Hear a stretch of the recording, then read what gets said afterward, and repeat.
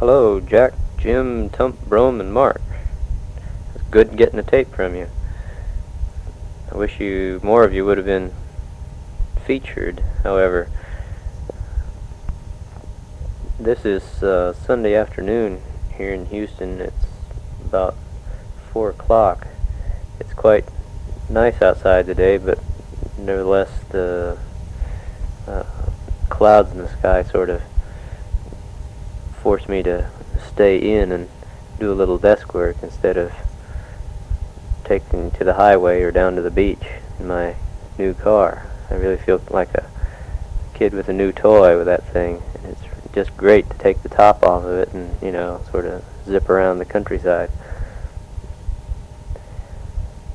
You may hear in the background on this tape the lawnmower, the neighbor's out there cutting his grass, but it shouldn't interfere too much.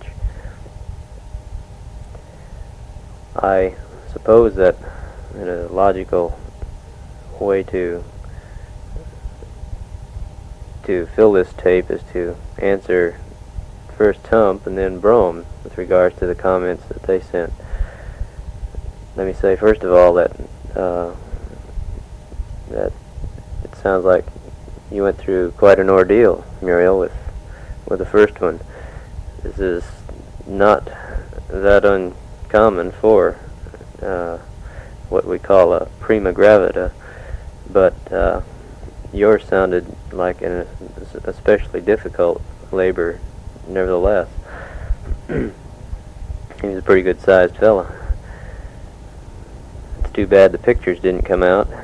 There's really no way of capturing them, but still his appearance won't change, I suppose, in a week, so you can sort of maybe fake the whole thing by reenacting it. The first bath episode was amusing. It reminded me of Maxie's first enema. You'd think Mom would have learned. However, and there's nothing, I guess, like a nice warm bath to trigger a tense little bladder, particularly when it has a spigot on it and can sort of direct a stream around the room. But I suppose you all won't forget that for a while. Let me know how the job hunting goes.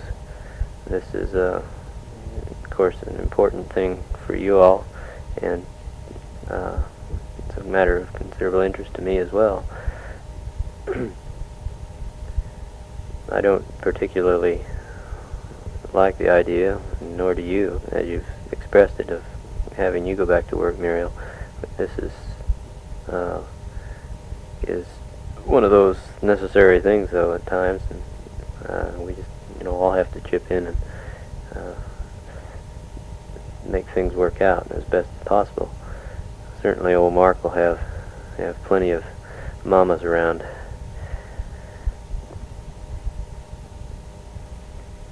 Your comments regarding the desire to have more kids are interesting and I'd say quite youthful, and more power to you. As Rosemary pointed out on the reverse side of the tape, Lori had already had her second child, and I think that this is just great. I expect to see this sort of thing happening for quite a few years to come. We have quite a group before long. Regarding your comments, Rosemary, I think that you were certainly fortunate to have as much contact as you did with Dr. Crick. It's always, I think, a stimulating experience to listen to, and in fact get to talk to people who have made major contributions to our understanding, of various matters in science. Recently here in Houston we had a rather large collection of Nobel laureates talking at our Welsh Foundation meetings. There were 7 in all, and I was fortunate enough to be able to attend a number of their talks. Actually, when I say it's an advantage to get to hear these people, I have two things in mind. One is that they are inspiring, sure, but they're also human. And while Dr. Duvigneau, who first isolated and synthesized the neurohypophyseal hormone vasopressin, which you may be familiar with, his talk was quite delightful, and it's really, you could sit back and say, now here's a man who's really on top of his field. He's so far on top of it that he's comfortable in philosophizing about it, and he doesn't. That is, he makes everything so understandable simply because he's no longer bothered by the detailed information that is regarding his subject. Likewise, Dr. St. Georgi, who you may have been familiar with, the man who isolated and purified ascorbic acid or vitamin C, as well as making major contributions to our understanding of muscle physiology. You may know the story about actin and myosin and how they interact in the contraction process.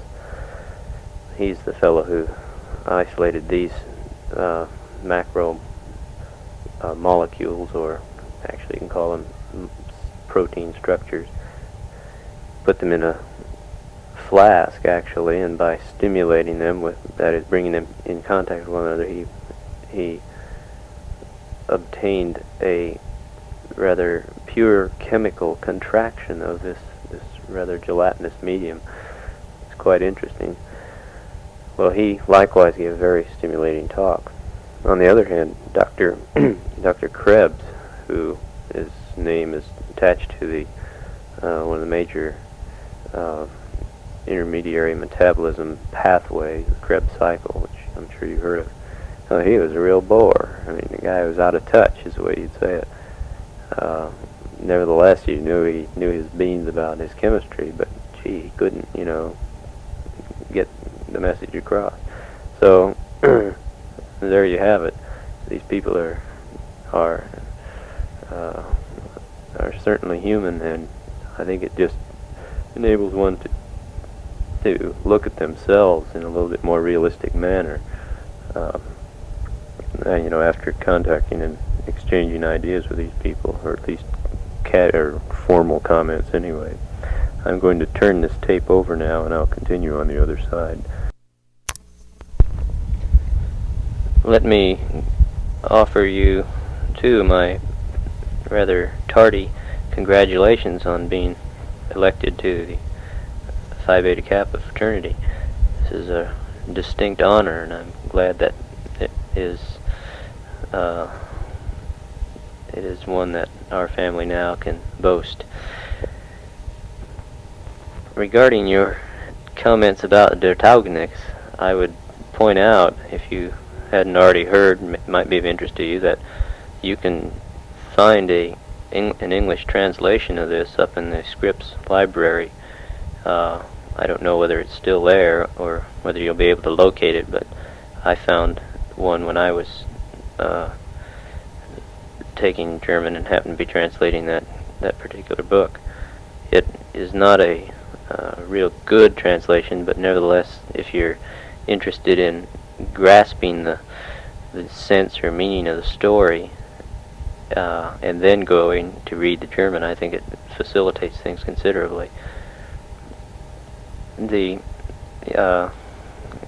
Your comments about Mrs. Fricke are interesting, and I would encourage you to give her my best regards. I remember her talking about her daughter several years ago. I guess this was before she had entered college. I'm glad to hear that she's doing all right. Paul's leg is certainly an unfortunate incident, although it's one that one really must expect in the game as it's played in this country, at least. There's just a little too much football in rugby, and as a result, these rather daring and head-on collisions are not at all infrequent, and it's amazing how really resilient these fellows really are. Of course, when shoe meets bone, there's something that's got to give, and this is Paul's misfortune, I suppose. I hope he's doing all right with it. Neighbor just came by with his lawnmower. He's parked it right outside my window while he's walking away. I'll continue here by filling you in a little on my thesis work. The master's degree, which I pursued originally, has been waived. This was done when I decided to work towards a PhD degree. The requirement here at Baylor is not that that you have to have the master's. That is, if it is waived by your committee, then that's fine. Therefore, the research that I've done will be applied directly towards a PhD thesis. The work really hasn't come to an end or a halt, though you might logically think it would at this point, to give me more time to write. However, the system that I've sort of set up and the people who are working with me, that is the technicians and others, are sufficiently well aware now of what I'm doing and so forth, so that I can do an experiment in a day and essentially complete it. Therefore, as ideas come up during my writing, I have the opportunity to test them experimentally without involving myself too greatly as far as time goes.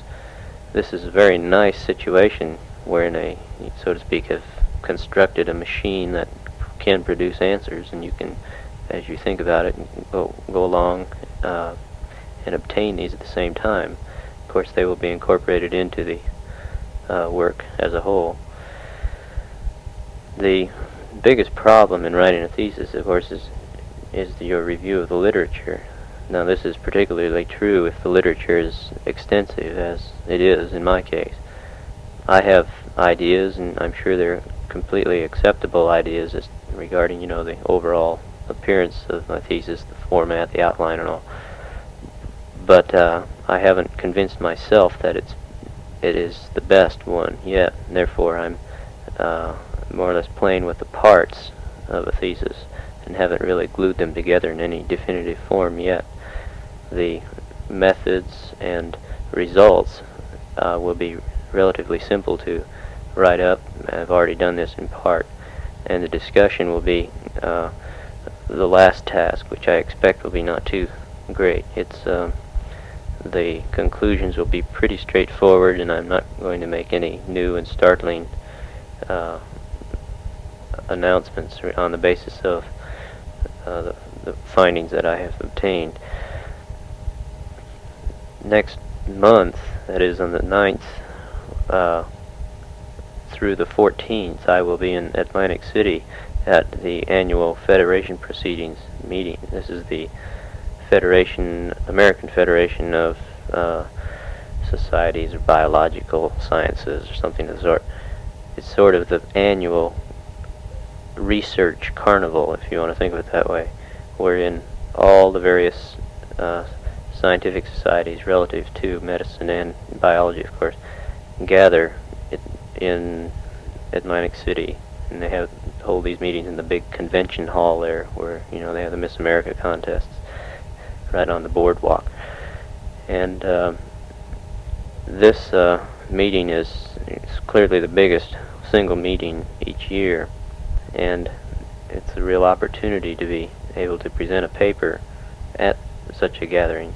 I will present part of the findings that I have made, and this really just means that I'll get up and for 15 minutes I'll hold the floor and present this information to the people who are the key people, you might say, working in the same area of research that I am, that is neuroendocrinology, the control of that the nervous system exerts over the function of the endocrine glands. So this is a real smart thing, and I'm really looking forward to it. The alternative was to present this work at the annual meeting of the American Society of Anatomists in Miami shortly thereafter this meeting, but this is a more restricted gathering and not quite as influential, so I'm lucky in getting on the docket for the big meeting.